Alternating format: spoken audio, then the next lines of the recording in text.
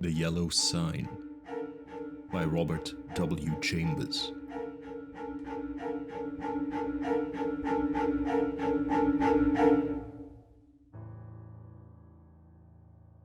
Let the red dawn surmise what we shall do when this blue starlight dies and all is through. There are so many things which are impossible to explain. Why should certain chords in music make me think of the brown and golden tints of autumn foliage? Why should the Mass of Saint Cecile bend my thoughts wandering among caverns whose walls blaze with ragged masses of virgin silver? What was it in the roar and turmoil of Broadway at 6 o'clock that flashed before my eyes the picture of a still Breton forest where sunlight filtered through the spring foliage and Sylvia bent half curiously, half tenderly over a small green lizard, murmuring, "To think that this is also a little ward of God."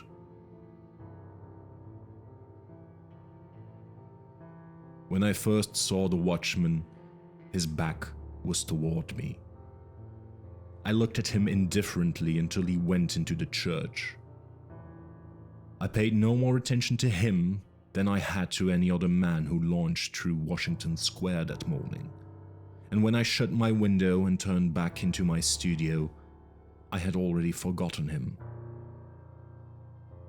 Late in the afternoon, the day being warm, I raised the window again and leaned out to get a sniff of air.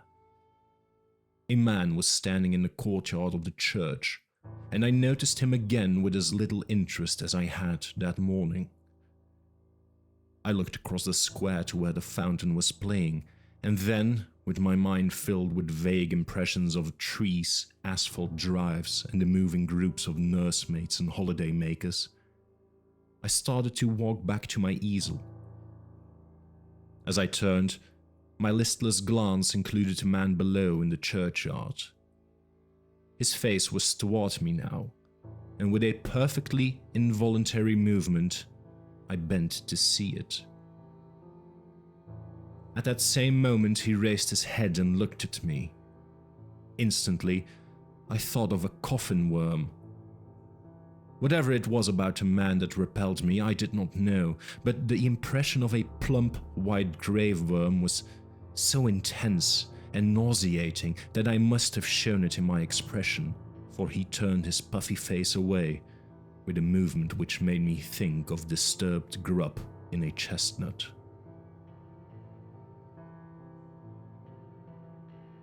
I went back to my easel and motioned to Model to resume her pose.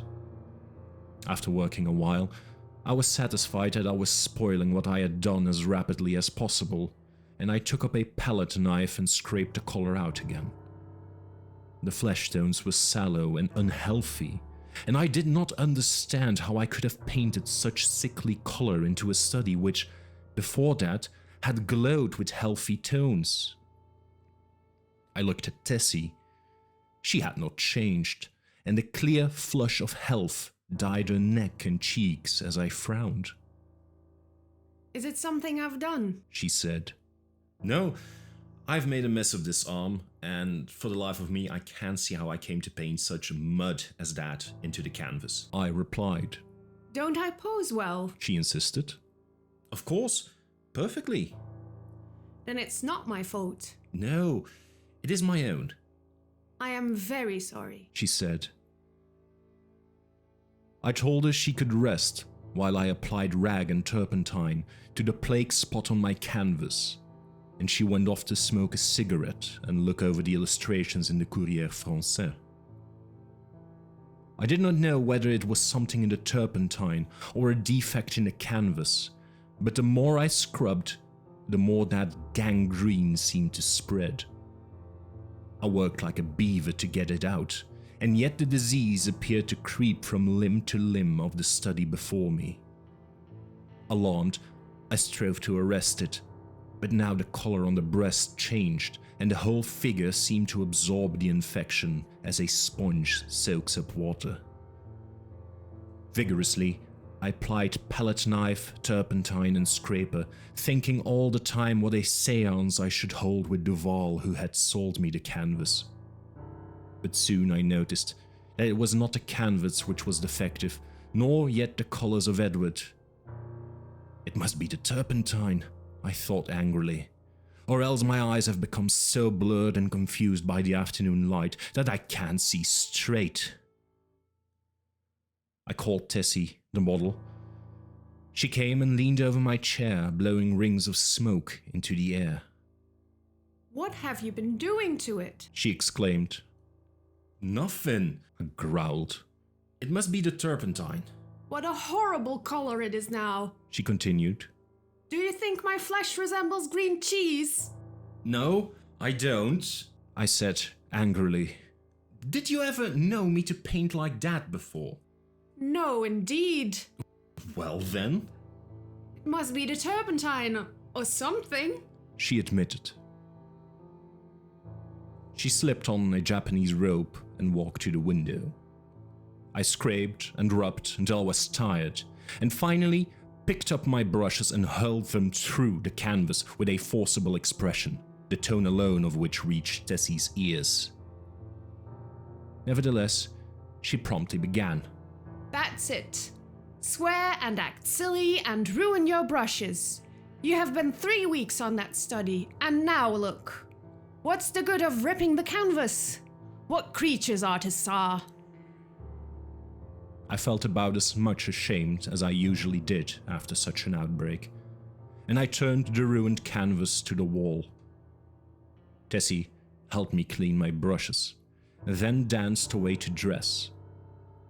From the screen she regaled me with bits of advice concerning whole or partial loss of temper, until, thinking, perhaps, I had been tormented sufficiently, she came out to implore me to button her waist where she could not reach it on the shoulder.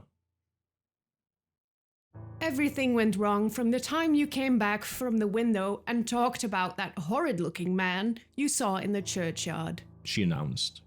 Yes, he probably bewitched the picture, I said, yawning. I looked at my watch. It's after 6, I know, said Tessy, adjusting her hat before the mirror. Yes, I replied. I didn't mean to keep you so long. I leaned out of the window, but recoiled with disgust, for the young man with the pasty face stood below in the churchyard. Tessy saw my gesture of disapproval and leaned from the window. Is that the man you don't like? She whispered. I nodded. I can't see his face, but he does look fat and soft. Some way or other. She continued, turning to look at me. He reminds me of a dream. An awful dream I once had, or... She mused, looking down at her shapely shoes.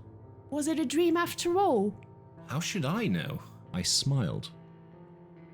Tessy smiled in reply. You were in it, she said. So perhaps you might know something about it. Tessy, I protested. Don't you dare flatter by saying that you dream about me.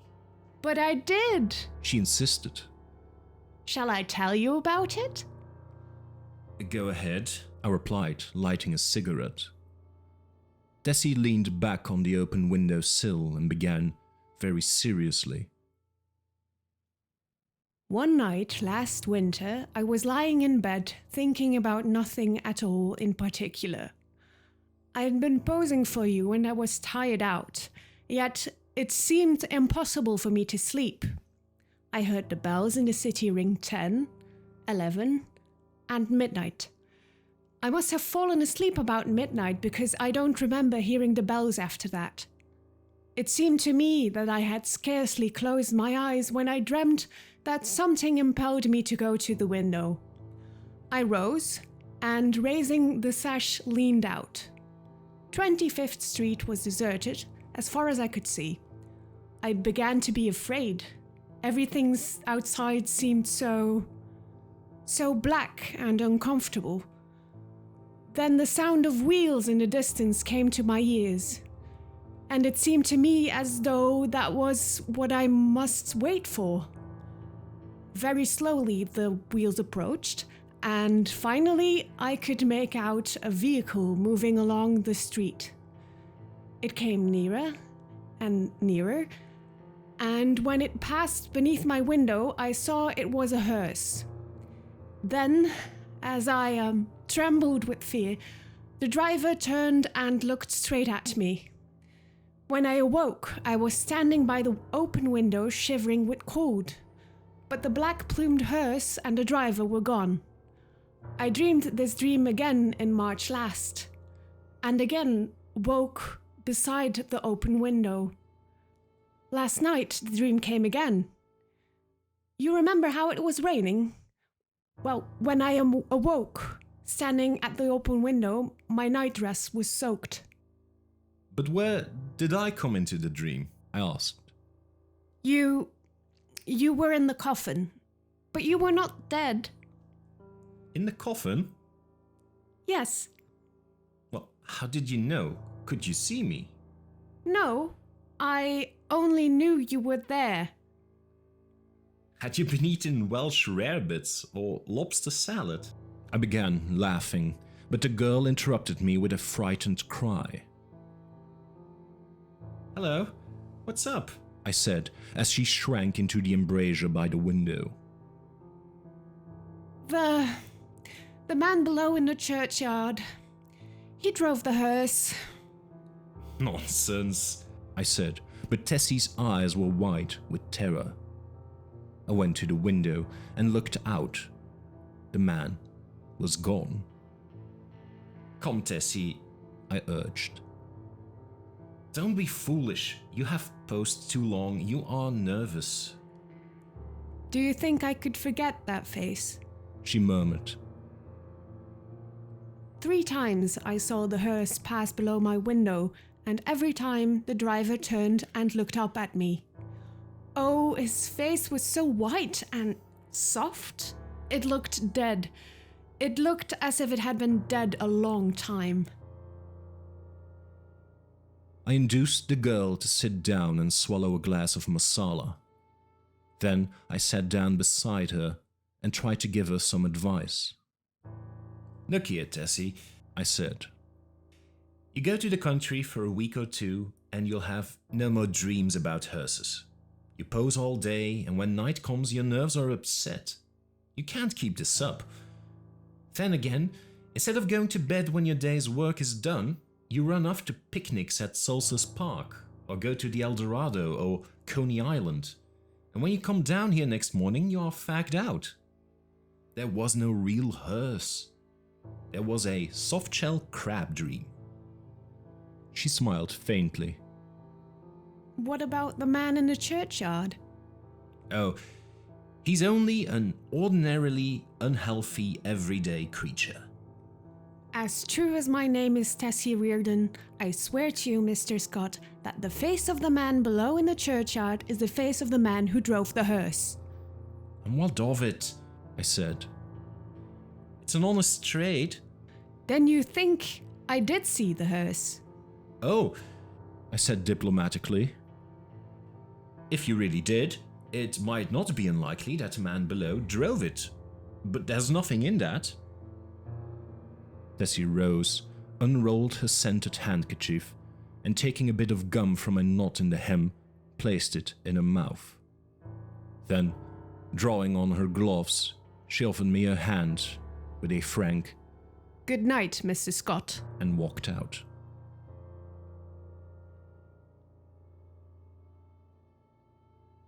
The next morning, Thomas, the bellboy, brought me the Herald and a bit of news.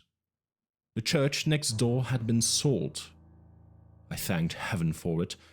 Not that being a Catholic I had any repugnance for the congregation next door, but because my nerves were shattered by a blatant exhorter whose every word echoed through the aisle of the church as if it had been my own rooms, and whose insisted on his R's with a nasal persistence which revolted my every instinct. Then, too, there was a fiend in human shape, an organist who reeled off some of the grand old hymns with an interpretation of his own, and I longed for the blood of a creature who could play the doxology with an amendment of minor chords which one hears only in a quartet of very young undergraduates. I believe the minister was a good man, but when he bellowed, "And the Lord said unto Moses, the Lord is a man of war, the Lord is his name. My wrath shall wax hot, and I will kill you with the sword." I wondered how many centuries of purgatory it would take to atone for such a sin.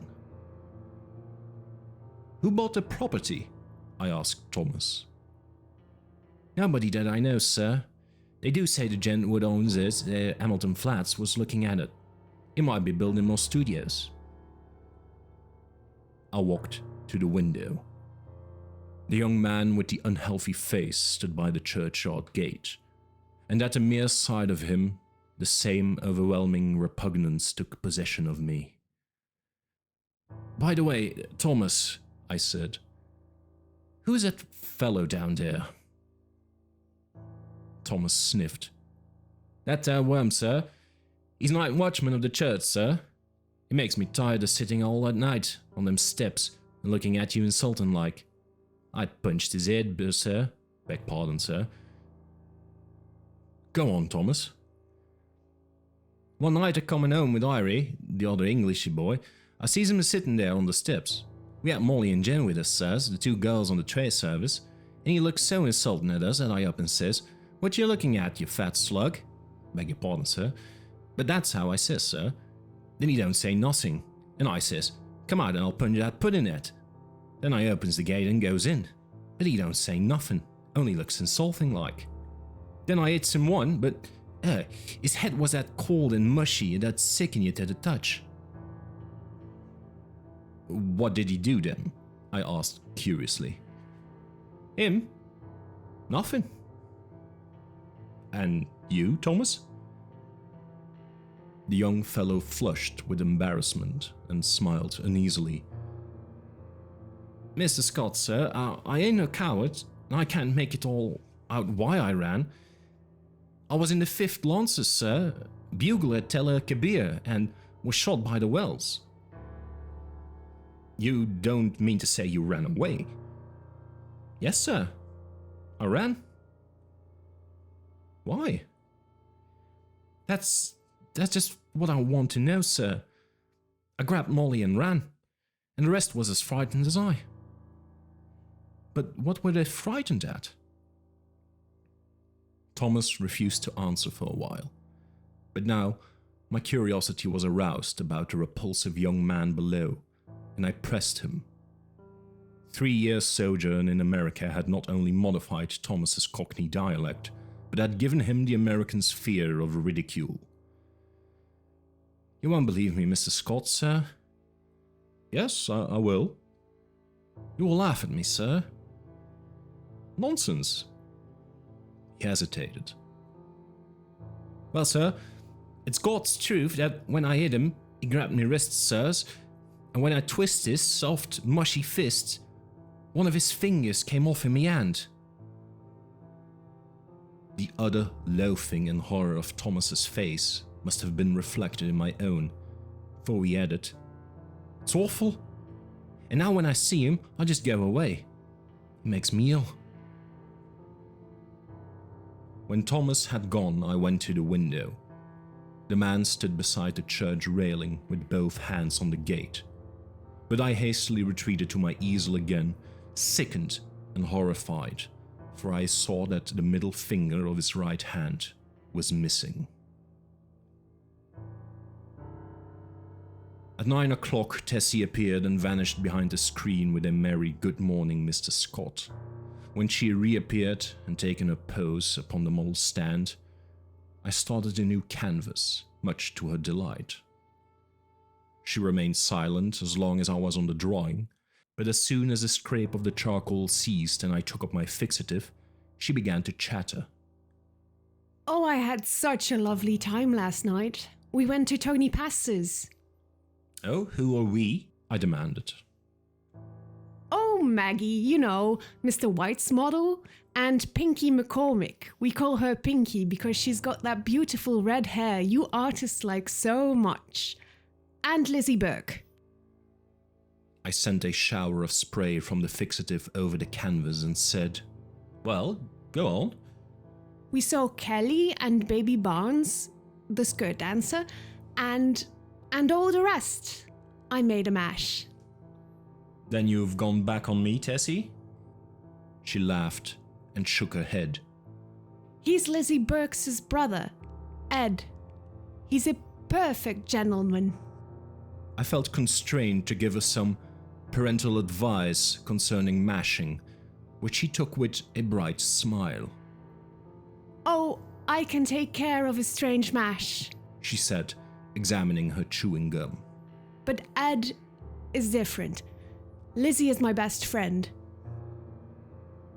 Then she related how Ed had come back from the stocking mill in Lowell, Massachusetts, to find her and Lizzie grown up, and what an accomplished young man he was, and how he thought nothing of squandering $50 for ice cream and oysters to celebrate his entry as clerk into the woolen department of Macy's. Before she finished, I began to paint, and she resumed to pose, smiling and chattering like a sparrow. By noon, I had the study fairly well rubbed in, and Tessy came to look at it. That's better, she said. I thought so too, and ate my lunch with a satisfied feeling that all was going well. Tessy spread her lunch on a drawing table opposite me, and we drank our claret from the same bottle and lighted our cigarettes from the same match. I was very much attached to Tessy. I had watched her shoot up into a slender but exquisitely formed woman from a frail, awkward child. She had posed for me during the last 3 years, and among all my models, she was my favorite. It would have troubled me very much indeed had she become tough or fly, as the phrase goes, but I never noticed any deterioration of her manner, and felt at heart that she was all right. She and I never discussed morals at all, and I had no intention of doing so, partly because I had none myself, and partly because I knew she would do what she liked in spite of me. Still, I did hope she would steer clear of complications, because I wished her well, and then I also had a selfish desire to retain the best model I had. I knew that mashing, as she termed it, had no significance with girls like Tessy, and that such things in America did not resemble in the least the same things in Paris. Yet, having lived with my eyes open, I also know that somebody would take Tessy away someday, in one manner or another, and though I professed to myself that marriage was nonsense, I sincerely hoped that, in this case, there would be a priest at the end of the vista. I am a Catholic. When I listen to High Mass, when I sign myself, I feel that everything, including myself, is more cheerful, and when I confess, it does me good. A man who lives as much alone as I do must confess to somebody. Then again, Sylvia was Catholic, and it was reason enough for me. But I was speaking of Tessy, which is very different. Tessy also was Catholic, and much more devout than I, so taking it all in all, I had little fear for my pretty model until she should fall in love. But then I knew that fate alone would decide her future for her, and I prayed inwardly that fate would keep her away from men like me, and throw her into a path nothing but Ed Burke's and Jimmy McCormick's. Bless her sweet face. Tessy sat blowing rings of smoke up to the ceiling and tinkling the ice in a tumbler. "Do you know that I also had a dream last night?" I observed. Not about that man. She laughed. "Exactly. A dream similar to yours. Only much worse." It was foolish and thoughtless of me to say this, but you know how little tact the average painter has. I must have fallen asleep about 10 o'clock, I continued. And after a while I dreamt that I awoke. So plainly did I hear the midnight bells, the wind in the tree branches, and the whistle of steamers from the bay, that even now I can scarcely believe I was not awake. I seemed to be lying in a box which had a glass cover. Dimly I saw the street lamps as I passed, for I must tell you, Tessy, the box in which I reclined appeared to lie in a cushioned wagon which jolted me over a stony pavement. After a while, I became impatient and tried to move, but the box was too narrow. My hands were crossed on my breast, so I could not raise them to help myself. I listened and then tried to call. My voice was gone. I could hear the trample of the horses attached to the wagon, and even the breathing of the driver. Then another sound broke upon my ears like the raising of a window sash. I managed to turn my head a little, and found I could look not only through the glass cover of my box, but also through the glass panes in the side of the covered vehicle. I saw houses, empty and silent, with neither light nor life about any of them, excepting one. In that house a window was open on the first floor, and a figure all in white stood looking down in the street. It was you. Tessy had turned her face away from me and leaned on the table with her elbow.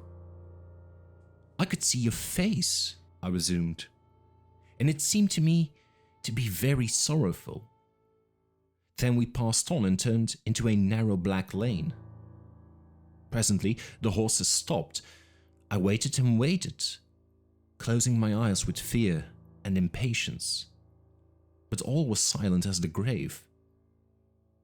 After what seemed to me hours, I began to feel uncomfortable. A sense that somebody was close to me made me unclose my eyes. Then I saw the white face of the hearse driver looking at me through the coffin lid. A sob from Tessy interrupted me. She was trembling like a leaf. I saw I had made an ass of myself and attempted to repair the damage.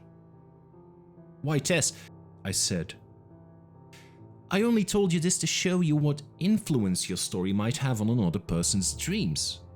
You don't suppose I really lay in a coffin, do you? What are you trembling for? Don't you see that your dream and my unreasonable dislike for that inoffensive watchman of the church simply set my brain working as soon as I fell asleep?" She laid her head between her arms and sobbed as if her heart would break. What a precious triple donkey I had made of myself, but I was about to break my record. I went over and put my arm about her. "Tessy dear, forgive me," I said. "I had no business to frighten you with such nonsense. You're too sensible a girl, too good a Catholic to believe in dreams." Her hand tightened on mine, and her head fell back upon my shoulder, but she still trembled, and I petted her and comforted her. "Come, Tess, open your eyes and smile." Her eyes opened with a slow, languid movement and met mine, but their expression was so queer that I hastened to reassure her again. "It's all humbug, Tessy. You surely are not afraid that any harm will come to you because of that?" "No," she said, but her scarlet lips quivered. "Then what's the matter? Are you afraid?" "Yes. Not for myself." "For me, then?" I demanded gaily. "For you. She murmured in a voice almost inaudible. I care for you." At first, I started to laugh, but when I understood her, a shock passed through me, and I sat like one turned to stone. This was the crowning bit of idiocy I had committed. During the moment which elapsed between her reply and my answer, I thought of 1,000 responses for that innocent confession. I could pass it by with a laugh. I could misunderstand her and assure her as to my health. I could simply point out that it was impossible she could love me. But my reply was quicker than my thoughts, and I might think and think now when it was too late, for I had kissed her on the mouth. That evening, I took my usual walk in Washington Park, pondering over the occurrences of the day. I was thoroughly committed. There was no back out now, and I stared the future straight in the face. It was not good, not even scrupulous, but I had no idea of deceiving either myself or Tessy. The one passion of my life lay buried in the sunlit forests of Brittany. Was it buried forever? Hope cried no. For 3 years I had been listening to the voice of hope, and for 3 years I had waited for a footstep on my threshold. Had Sylvia forgotten? No, cried hope. I said that I was no good. That is true, but still I was not exactly a comic opera villain. I had led an easygoing, reckless life, taking what invited me of pleasure, deploring and sometimes bitterly regretting consequences. In one thing alone, except my painting, was I serious, and that was something which lay hidden, if not lost, in the Breton forests. It was too late for me to regret what had occurred during the day. Whatever it had been, pity, a sudden tenderness for sorrow, or the more brutal instinct of gratified vanity, it was all the same now, and unless I wished to bruise an innocent heart, my path lay marked before me. The fire and strength, the depth of passion of a love which I had never even suspected, with all my imagined experience in the world, left me no alternative but to respond or send her away. Whether because I am so cowardly about giving pain to others, or whether it was that I have little of the gloomy Puritan in me, I do not know, but I shrank from disclaiming responsibility for that thoughtless kiss, and in fact had no time to do so before the gates of her heart opened and the flood poured forth. Others who habitually do their duty and find a sullen satisfaction in making themselves and everybody else unhappy might have withstood it. I did not. I dared not.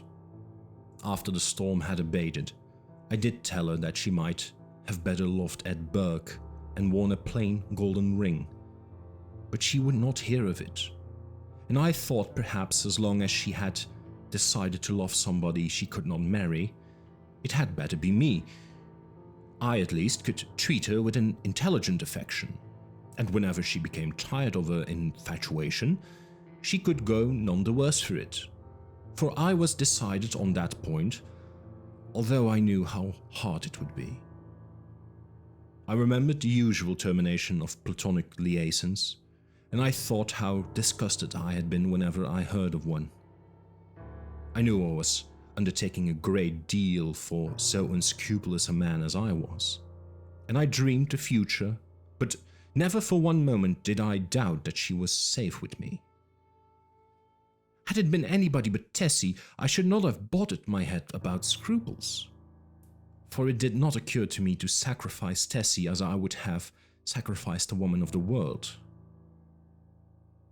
I looked the future squarely in the face and saw the several probable endings to the affair. She would either tire of the whole thing, or become so unhappy that I should have either to marry her or go away. If I married her, we would be unhappy. I with a wife unsuited to me, and she with a husband unsuitable for any woman.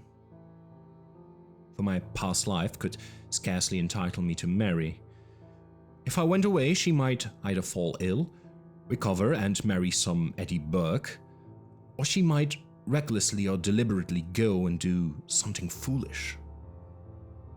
On the other hand, if she tired of me, then her whole life would be before her with beautiful vistas of Eddie Burkes and marriage rings and twins and Harlem flats and heaven knows what.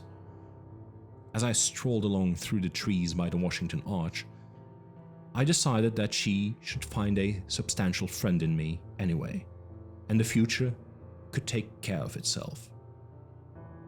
Then I went into the house and put on my evening dress, for the little faintly perfumed note on my dresser said, "Have a cab at the stage door at 11, and the note was signed Edith Carmichael, Metropolitan Theatre.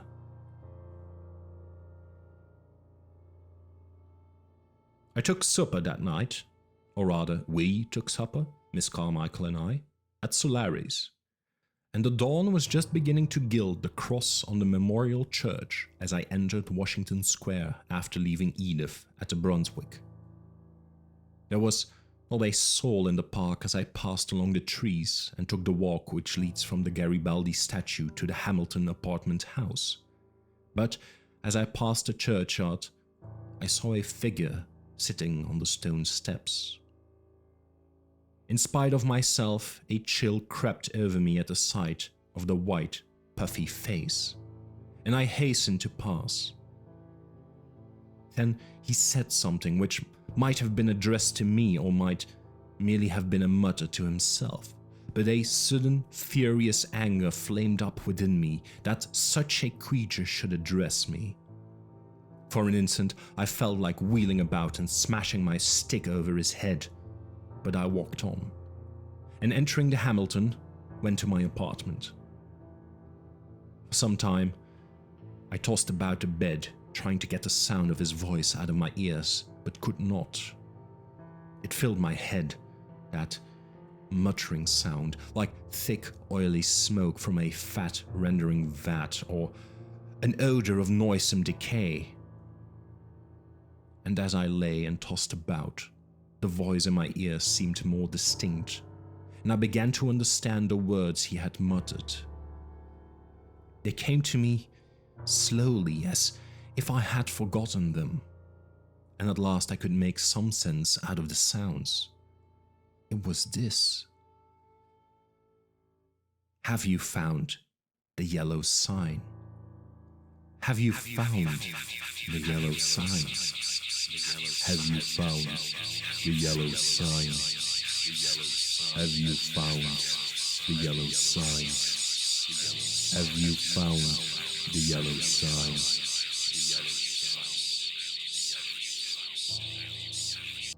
I was furious. What did he mean by that? Then, with a curse upon him and his, I rolled over and went to sleep. But when I awoke later, I looked pale and haggard, for I had dreamed the dream of the night before, and it troubled me more than I cared to think. I dressed and went down into my studio. Tessy sat by the window, but as I came in, she rose and put both arms around my neck for an innocent kiss. She looked so sweet and dainty that I kissed her again, and then sat down before the easel. "Hello, where's the study I began yesterday?" I asked. Tessy looked conscious, but did not answer. I began to hunt among the piles of canvases, saying, "Hurry up, Tess, and get ready. We must take advantage of the morning light." When at last I gave up the search among the other canvases and turned to look around the room for the missing study, I noticed Tessy standing by the screen with her clothes still on. "What's the matter?" I asked. "Don't you feel well?" Yes. "Well, then hurry." Do you want me to pose as I have always posed? Then I understood. Here was a new complication. I had lost, of course, the best nude model I had ever seen. I looked at Tessy. Her face was scarlet. Alas, alas, we had eaten of the tree of knowledge, and Eden and native innocence were dreams of the past. I mean, for her. I suppose she noticed the disappointment on my face, for she said, I will pose if you wish. The study is behind the screen here, where I put it. No, I said. We will begin something new. And went into my wardrobe and picked out a Moorish costume which fairly blazed with tinsel. It was a genuine costume, and Tessy retired for the screen with it enchanted. When she came forth again, I was astonished. Her long black hair was bound above her forehead with a circlet of turquoises, and the ends curled about her glittering girdle. Her feet were encased in the embroidered pointed slippers, and the skirt of her costume, curiously wrought with arabesques in silver, fell to her ankles. The deep metallic blue vest embroidered with silver, and the short Mauresque jacket spangled and sewn with turquoises became her wonderfully. She came up to me and held up her face, smiling. I slipped my hand into my pocket, and drawing out a gold chain with a cross attached, dropped it over her head. "It's yours, Tessy," Mine? she faltered. "Yours. Now go and pose." Then, with a radiant smile, she ran behind a screen, and presently reappeared with a little box on which was written my name. I had intended to give it to you when I went home tonight, she said. but I can't wait now. I opened the box. On the pink cotton inside lay a clasp of black onyx, on which was inlaid a curious symbol or letter in gold. It was neither Arabic nor Chinese, nor, as I found afterwards, did it belong to any human script. It's all I had to give you for a keepsake. She said timidly. I was annoyed, but I told her how much I should prize it, and I promised to wear it always. She fastened it on my coat beneath the lapel. "How foolish, Tess, to go and buy me such a beautiful thing as this," I said. I did not buy it. She laughed. "Then where did you get it?" Then she told me how she had found it one day while coming from the aquarium in the Battery, how she had advertised it and watched the papers, but at last gave up all hopes of finding the owner. That was last winter, She said. the very day I had the first horrid dream about the hearse. I remembered my dream of the previous night, but said nothing. And presently my charcoal was flying over a new canvas, and Tessy stood motionless on the model stand.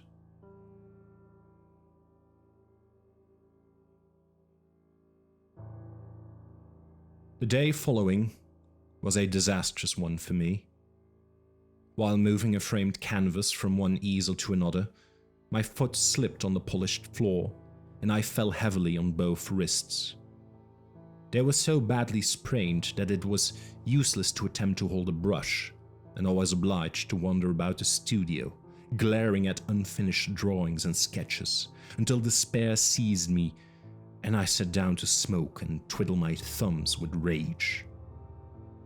The rain blew against the windows and rattled on the roof of the church, driving me into a nervous fit with its interminable patter. Tessy sat sewing by the window, and every now and then raised her head and looked at me with such innocent compassion that I began to feel ashamed of my irritation, and looked about for something to occupy me. I had read all the papers and all the books in the library, but for the sake of something to do, I went to the bookcases and shoved them open with my elbow. I knew every volume by its collar, and examined them all, passing slowly around the library and whistling to keep up my spirits. I was turning to go into the dining room when my eye fell upon a book bound in serpent skin, standing in a corner of the top shelf of the last bookcase. I did not remember it, and from the floor could not decipher the pale lettering on the back. So I went to the smoking room and called Tessy. She came in from the studio and climbed up to reach the book. "What is it?" I asked. The King in Yellow. I was dumbfounded. Who had placed it there? How came it in my rooms? I had long ago decided that I should never open that book, and nothing on earth could have persuaded me to buy it. Fearful lest curiosity might tempt me to open it, I had never even looked at it in bookstores. If I ever had had any curiosity to read it, the awful tragedy of young Castaigne, whom I knew, prevented me from exploring its wicked pages. I had always refused to listen to any description of it, and indeed nobody ever ventured to discuss the second part aloud, so I had absolutely no knowledge of what those leaves might reveal. I stared at the poisonous mottled binding as I would at a snake. "Don't touch it, Tessy," I said. "Come down." Of course, my admonition was enough to arouse her curiosity, and before I could prevent it, she took the book and, laughing, danced off into the studio with it. I called to her, but she slipped away with a tormenting smile at my helpless hands, and I followed her with some impatience. "Tessy!" I cried, entering the library. "Listen! I'm serious! Put that book away! I do not wish for you to open it!" The library was empty. I went into both drawing rooms, then into the bedrooms, laundry, kitchen, and finally returned to the library and began a systematic search. She had hidden herself so well that it was half an hour later when I discovered her crouching white and silent by the latticed window in the storeroom above. At the first glance, I saw she had been punished for her foolishness. The King in Yellow lay at her feet, but the book was open at the second part. I looked at Tessy and saw it was too late. She had opened the King in Yellow.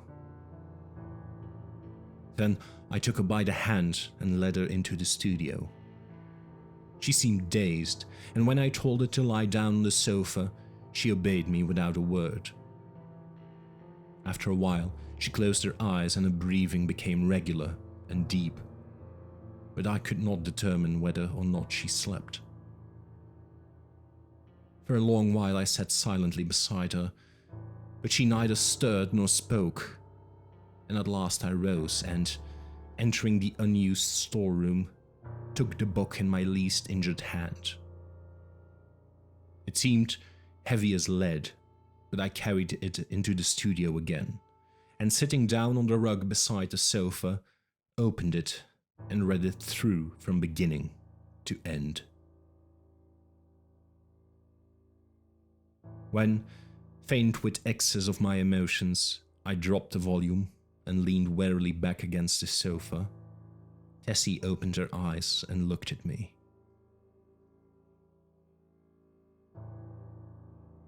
We had been speaking for some time in a dull, monotonous strain before I realized that we were discussing the King in Yellow.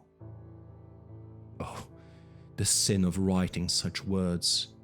Words which are clear as crystal, limpid and musical as bubbling springs. Words which sparkle and glow like the poisoned diamonds of the Medicis. Oh, the wickedness, the hopeless damnation of a soul who could fascinate and paralyze human creatures with such words. Words understood by the ignorant and wise alike. Words which are more precious than jewels, more soothing than music, more awful than death.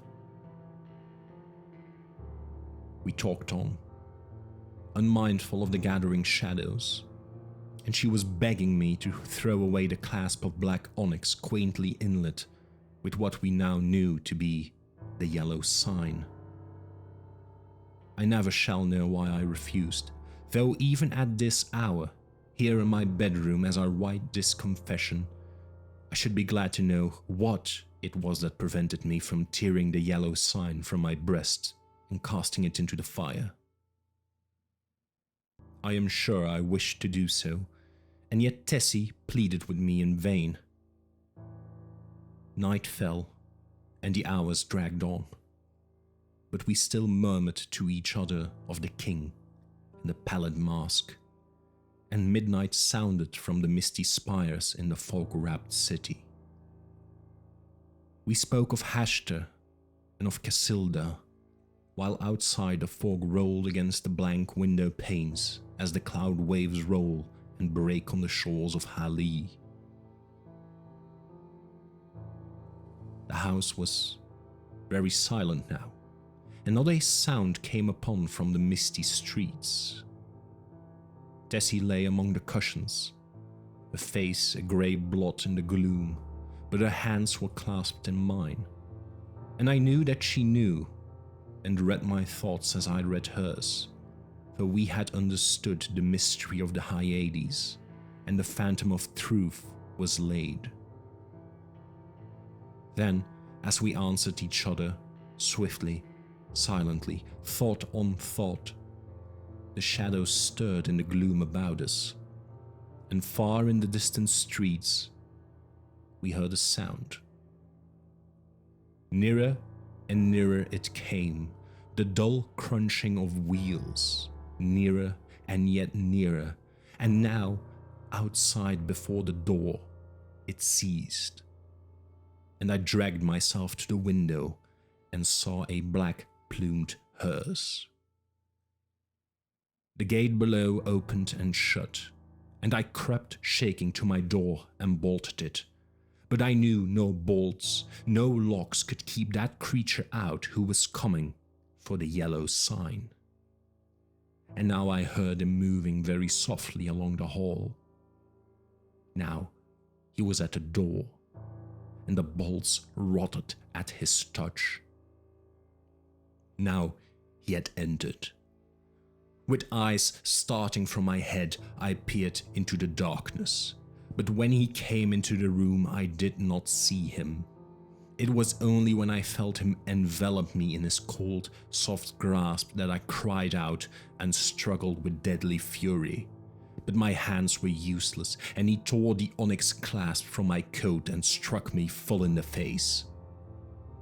Then, as I fell, I heard Tessy's soft cry, and her spirit fled.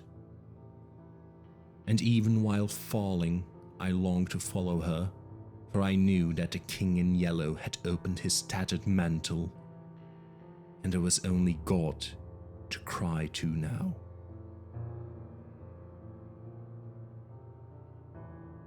I could tell more, but I cannot see what help it will be to the world. As for me, I am past human help or hope. As I lie here, writing, careless even whether or not I die before I finish, I can see the doctor gathering up his powders and phials with a vague gesture to the good priest beside me, which I understand. They will be very curious to know the tragedy, they of the outside world who write books and print millions of newspapers, but I shall write no more, and the Father Confessor will seal my last words with the seal of sanctity when his holy office is done. They of the outside world may send their creatures into wrecked homes and death-smitten firesides, and their newspapers will batten on blood and tears. But with me their spies must halt before the confessional. They know that Tessy is dead, and that I am dying. They know how the people in the house, aroused by an infernal scream, rushed into my room and found 1 living and 2 dead. But they do not know what I shall tell them now. They do not know that the doctor said, as he pointed to a horrible decomposed heap on the floor, the livid corpse of the watchman from the church. I have no theory, no explanation. That man must have been dead for months. I think I am dying. I wish the priest would